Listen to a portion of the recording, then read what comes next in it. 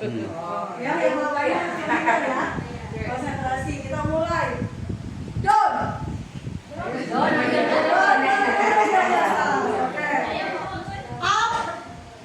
Up. Up. Don. Don. Up.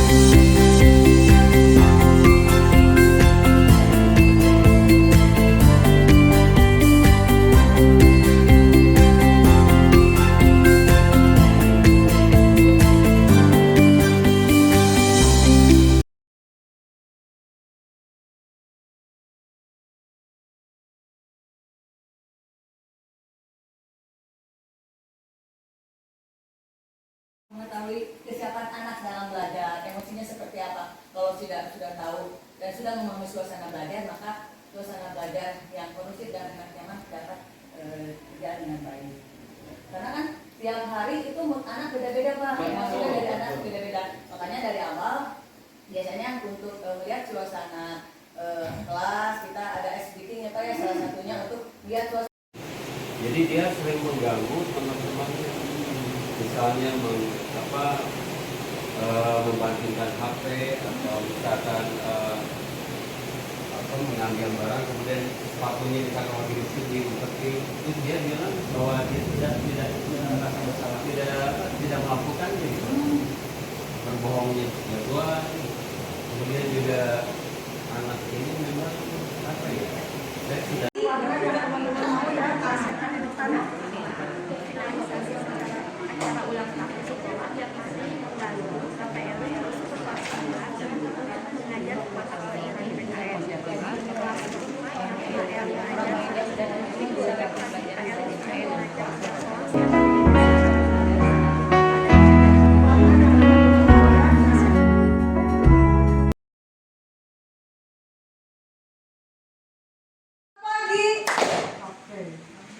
Assalamualaikum warahmatullahi wabarakatuh.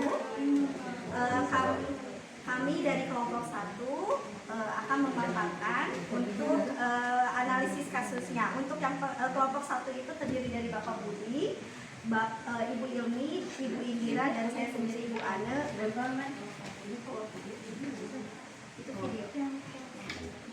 Untuk kelompok 1 untuk membahas kasus yang pertama, mungkin saya tidak perlu dijelaskan ya kasusnya. Baiknya dibacakan. Oh, dibacakan. Karena yang lain nggak dapat kasus satu. Oh, oke. Di sini. Oh iya. Untuk kasus 1 yang akan dibacakan oleh Ibu Ilmi.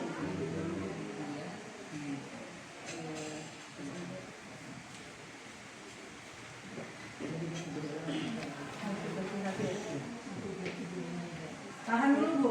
Teman-teman masih lama. Bentar lagi beri nama. Sambil telinganya dipasang ke dia. Ya. Silakan Bu. Situasi 1 ini, saat itu jam pelajaran terakhir sebelum rapat panitia besar untuk finalisasi acara ulang tahun sekolah yang masih menggantung, Bapak Eling masuk ke kelas 9 untuk mengajar mata pelajaran PPKN. Kelas keempat yang Pak Eling ajar hari ini. Sejak pagi, Pak Eling sudah mengajar 3 kelas yang berbeda secara berurutan. Pada pelajaran ini, anak-anak diizinkan untuk bekerja dalam kelompok. Setelah beberapa saat, Bapak Eling menemukan ada seorang murid bernama Eja yang duduk dengan tangan memegang pena, namun kedua matanya tertutup. Eja ternyata sedang tidur.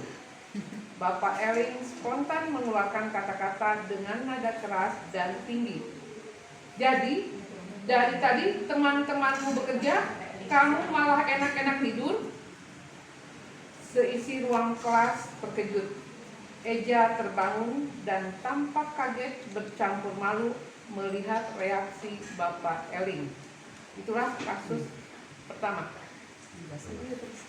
Tugasnya.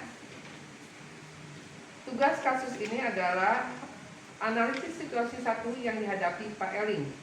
Dari 5 tujuan pembelajaran sosial dan emosional di bawah ini, tujuan apa saja yang hendaknya diterapkan Pak Eling dalam situasi 1 di atas.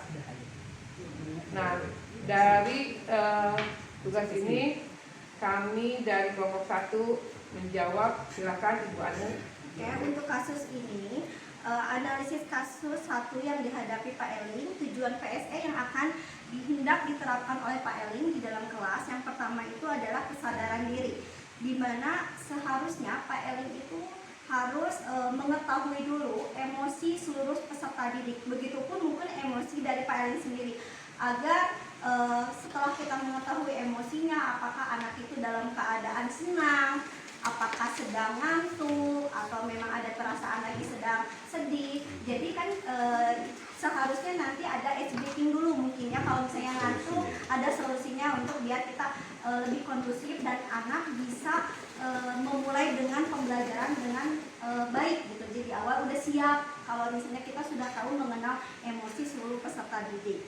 Lalu yang kedua, manajemen diri, di mana Pak Eling seharusnya pada saat awal pembelajaran itu ada kesepakatan kelas, di mana seluruh peserta didik nanti oke, kita kesepakat kelasnya harus seperti apa nih. Mungkin nanti banyak anak-anak berbicara, mungkin yang ngasih ide-ide, seharusnya di awal tuh kita harus seperti apa dulu. Mungkin nanti berupa kalau misalnya biasanya kalau di kesempatan kelas harus ada konsekuensi logisnya. Misalkan anak yang terlambat, nanti konsekuensi logisnya apa nih? Nah, atau misalnya saat penggunaan HP, biasanya kan di dalam kelas ada yang boleh menggunakan HP atau tidak. Jadi itu anak harus dijelaskan, harus sama-sama tahu di awal pembelajaran konsekuensi kesepakatan kelas dan konsekuensi logisnya itu harus seperti apa. Jadi anak enak untuk mulai pembelajarannya sudah tahu. Oke, yang ketiga, membuat keputusan yang bertanggung jawab. Jadi tadi ini sebetulnya yang membuat keputusan yang bertanggung jawab akan berhubungan dengan tadi kesepakatan kelas. Kalau anak sudah tahu konsekuensi logisnya, berarti anak sudah bisa harus bertanggung jawab nih. Jadi kalau misalnya maaf punten kalau ada yang dilanggar di dalam satu pembelajaran di kelas misalnya. Nah, konsekuensi logisnya kan udah disepakati. Jadi si anak sudah tahu, tanpa harus disuruh juga, oh iya, kesepakatan di kelasnya apa nih. Jadi itu biar anak belajar untuk bertanggung jawab. Lalu yang kedua, alasan menerapkan PSE di atas. Yang pertama, agar Pak Eling dengan seluruh peserta didik dapat mengetahui kondisi emosi awal di dalam pembelajaran. Yang kedua, agar dengan adanya kesepakatan kelas dapat menumbuhkan kesadaran kondusivitas suasana kelas. Yang ketiga, agar seluruh siswa belajar bertanggung jawab atas tindakan yang dilakukannya. Mungkin seperti itu istilahnya bagian-bagian PSE apa yang akan diterapkan dalam kasus Pak Eling di kasus yang pertama. Cukup sekian, terima kasih. Dari SMP 7 dan Ibu Junaida dari SMP Al-Biruni. Ya, kali ini kelompok kami akan membahas tentang kasus 3. Seperti apakah kasus 3? Nah, akan dibacakan oleh Ibu. Oke, bismillahirrahmanirrahim. Setelah selesai memeriksa proposal acara perayaan ulang tahun sekolah, Pak Eling mengirimkan proposal tersebut kepada kepala sekolah. ternyata proposal yang dikirimkan oleh Bapak Eling dinilai tidak sesuai oleh kepala sekolah karena isinya dinilai kurang melibatkan orang tua murid siswa dan penyesuaian anggaran agar sesuai dengan budget yang diberikan sekolah. Kemudian Bapak Eling tidak menyangka jika ada masukan atau koreksi dari kepala sekolah. Kemudian pihak kepala sekolah memberikan masukan untuk merevisi proposal tersebut untuk melibatkan orang tua dan disesuaikan dengan budget sekolah. Ternyata Pak Eling sendiri seperti terkesan tidak suka dengan masukan dari kepala sekolah dan kemudian menyerahkan revisi proposal itu kepada orang lain, jadi bukan direvisi oleh dirinya sendiri. Jadi dari identifikasi masalah yang tadi sudah dijelaskan, kita menganalisis ada kasus dan tindakan yang harusnya dilakukan Pak Eling, yaitu kelima tujuan ini memang harus ada di sini. Kenapa?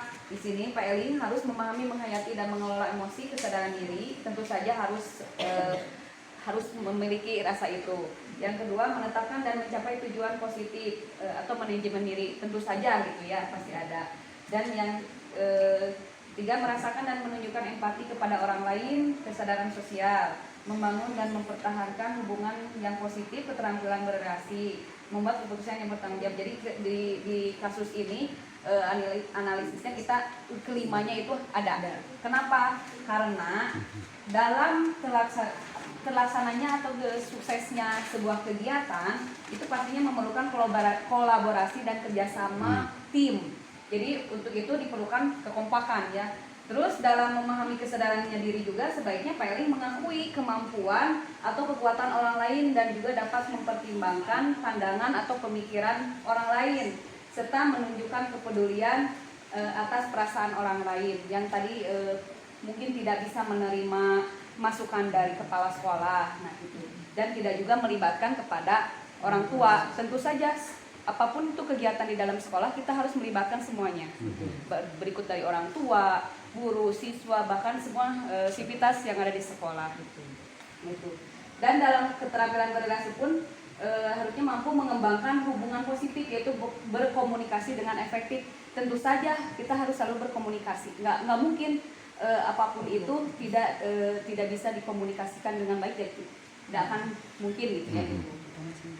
Ya, terus dalam mengambil keputusan Pak Eling harus bertanggung jawab terhadap tugas yang diamanatkan. Tadi dia sudah diamanatkan tapi disuruh revisi tidak mau, jadi menyerahkan, berarti rasa tanggung jawabnya itu tidak ada dan seharusnya itu tidak dilakukan. Dan ini jadi di kasus ini kelima tujuan yang di PSE itu memang harus ada untuk kasus yang Pak Eling yang ketiga ini, revisi proposal.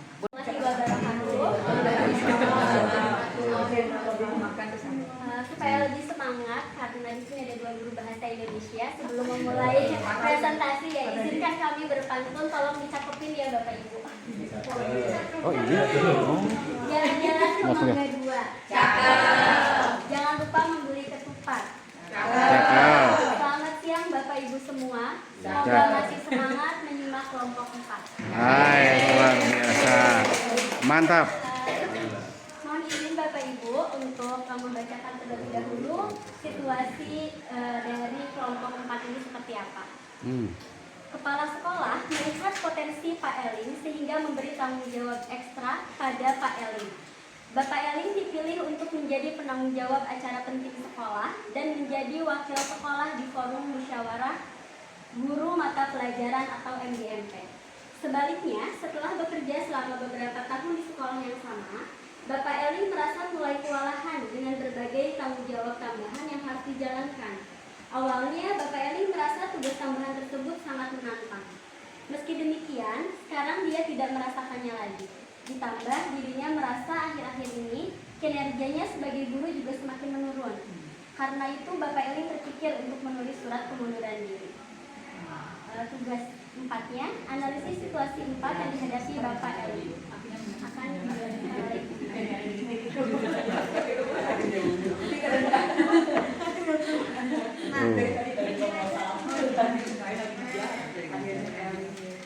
Bapak Ibu, kami menganalisisnya. Yang pertama itu mengambil poin A, yaitu memahami, menghayati, mengelola emosi atau bisa dikatakan kesadaran diri. Kenapa? Karena Bapak kepala sekolah itu kepala sekolah itu kan sudah melihat potensi dari Pak Eling ini. Nah, lalu Pak Eling juga sudah menyanggupi dengan menjadi wakil MGMP dan acara-acara penting. Ya. Nah, dari sini Pak Eling seharusnya sudah menyadari kewajibannya selain menjadi guru untuk masuk kelas. Lalu yang kedua itu memanajemen diri. Di sana dikatakan Pak Eling itu merasa kewalahan, yang asalnya itu semangat ya mendapatkan tugasnya, lalu merasa kewalahan. Nah, di sini diambil manajemen diri agar Pak Eling itu bisa memanage dirinya, menentukan mana prioritas yang harus didahulukan. Memang semuanya prioritas, tetapi ke kelas juga harus disediakan dulu apa-apanya gitu. Atau kayak seperti yang tadi yang di kelompok sebelumnya sudah dijelaskan secara rinci. Nah, yang ketiga itu di sini memilih keterampilan berelasi. Nah, tadi dikatakan bahwa Pak Eling itu terpikirkan untuk memutuskan mengundurkan diri. Nah, seharusnya Pak Eling itu jangan dulu mengambil keputusan itu, karena bisa berkomunikasi dulu dengan rekan sejawatnya atau keluarga di rumah, mungkin istrinya atau bahkan juga kepala sekolah, karena saya yakin kepala sekolah itu sangat terbuka terhadap guru-guru di sekolah gitu. Nah, ini juga ada sedikit dari kasus Pak Eling ini. Sebenarnya kasus Pak Eling ini pernah terjadi pada saya sendiri.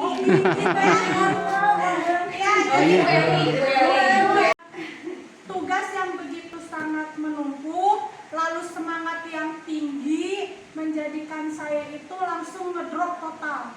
Jadi waktu kejadiannya itu saya itu seminggu berturut-turut itu malas sekali datang ke sekolah, malas sekali masuk ke kelas gitu. Lalu dari sana sini, ayo mana ininya kok belum, terus-terusan didatengin sama orang-orang yang berkepentingan atas acara tersebut gitu. Nah, dari situ titik puncaknya itu saya tuh bangun tidur, rasa-rasanya tuh nggak mau ke sekolah gitu, udah diem sambil nyetrika sambil ngagulang gitu. Dari situ ya otomatis kan waktu berjalan tuh kesiangan aja, di situ izin. Nah, lalu datang karena kan harus menyertakan surat sakit tuh, lalu saya ke klinik dan saya bercerita ke dokternya, karena dokter nanya, Bu, keluhannya apa? Ya nggak ada. Saya cuma bilang gini ke dokter saya capek gitu, saya capek. Nah, dari dokter itu, dokter menyarankan, ya sudah Ibu tolong istirahat dulu, jauhkan dari semua itu dulu. Saya beri Ibu izin selama 2 hari begitu. Nah, dari situ dokter itu menyarankan untuk coba pijat refleksi gitu, massage atau apalah gitu. Nah, setelah ke rumah saya itu nggak ngikutin kata dokter semuanya.